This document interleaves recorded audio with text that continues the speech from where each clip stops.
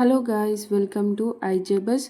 మీకు కనుక ఎల్ఐసికి సంబంధించి ఏదైనా డౌట్స్ ఉన్నా, ఏదైనా క్వరీస్ ఉన్నా, ఈ కింద ఇచ్చిన నెంబర్కి కాల్ చేసి మీ డౌట్స్ అండ్ క్వరీస్ని క్లారిఫై చేసుకోవచ్చు అనమాట.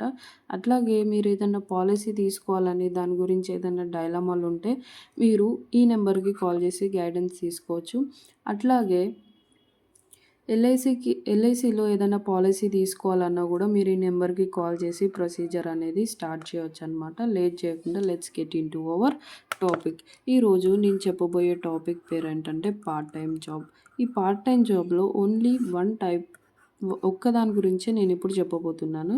సో దాని పేరు ఏంటంటే అడ్వైజర్. LIC advisor. నార్మల్గా ఈ అడ్వైజర్ అన్న పేరుని మనం ఎక్కువ విని ఉండము. మనం ఏమని అంటామంటే ఏజెంట్ అని అంటాం, LIC agent. So LIC advisor అన్న, ఎల్ఐసి ఏజెంట్ అన్న సేమ్.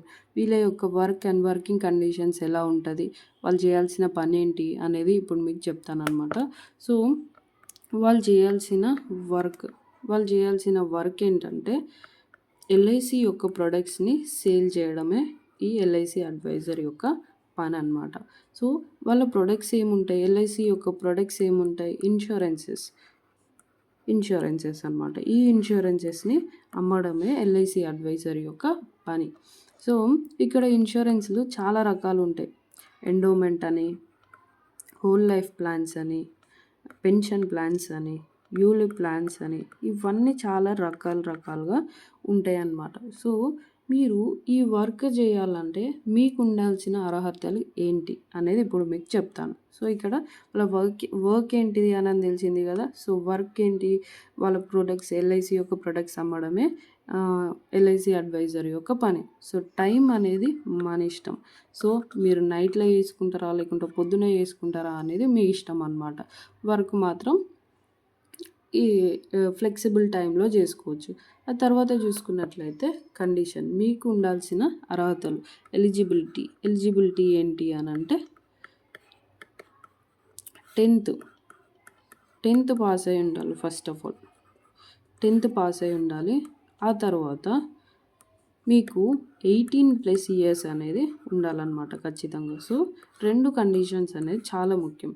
సో 10th పాస్ కావాలి, 18+ ఇయర్స్ అనేది ఉండాలి. ఈ 2 అనేది మీకు ఉండవలసిన అర్హతలు.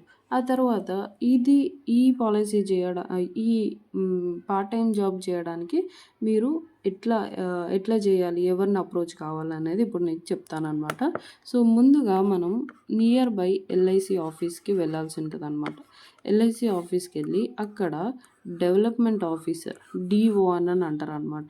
డెవలప్మెంట్ ఆఫీసర్ ఎవరి దగ్గరికన్నా వెళ్ళి అక్కడ ఏజెంట్గా చేయాలని అనుకుంటున్నా, లేదా ఎల్ఐసి అడ్వైజర్గా జాయిన్ కావాలని అనుకుంటున్నానని అక్కడ చెప్పాల్సి ఉంటుంది అనమాట. చెప్పినట్లయితే వాళ్ళు మన కోసము ఎగ్జామ్ స్లాట్ అనేది బుక్ చేయడం జరుగుతుంది. ఎగ్జామ్ స్లాట్, దీనికి ఫీ వచ్చేసి 500 to 700 రూపీస్ దీని ఫీ అనేది ఉంటుందన్నమాట.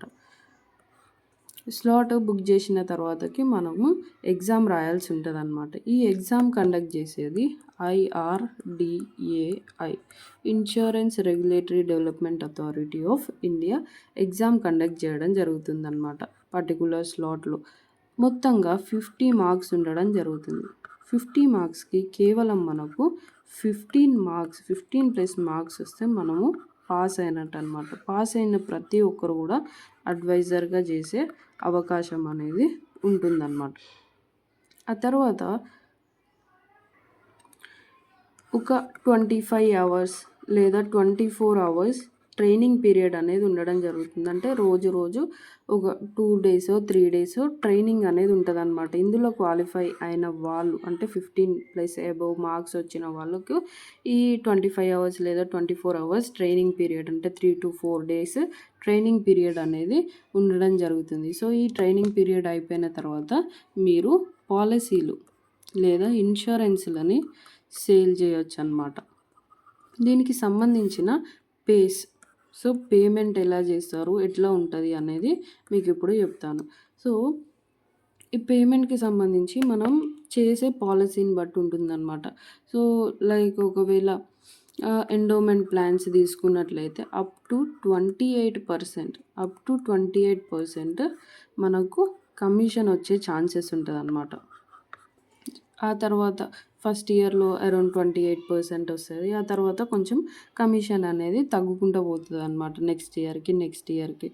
సో, ఫర్ ఎగ్జాంపుల్ మనం కట్టించిన ప్రీమియం పర్ ఇయర్ 1,00,000 అయినట్టయితే ఒకవేళ మనం కట్టించిన ప్రీమియం 1,00,000 అయినట్లయితే అట్లా 28% కమిషన్ అనేది రావడం జరుగుతుంది. అంటే అరౌండ్ 28,000. సో, 28,000 రూపీస్ వరకు కూడా మనకు కమిషన్ వచ్చే ఛాన్సెస్ ఉన్నాయి. సో, మీరు ఒక్క రోజుల లేదా 1 మంత్‌లో ఎన్ని పాలసీలైనా చేసుకోవచ్చు. ఎంత టైం అన్నా కేటాయించొచ్చు. ఇట్లా ఉంటదనమాట కమిషన్. సో, పేస్ ఎప్పుడు ఇస్తారు అనేది ఇప్పుడు చెప్తాననమాట. So, every 15 days. సో, మనము ఒక మంత్ తీసుకుందాం. ఒక మంత్‌లో 1 to 15 వరకు చేసిన పాలసీలన్నీ 16th డే పడతాయి.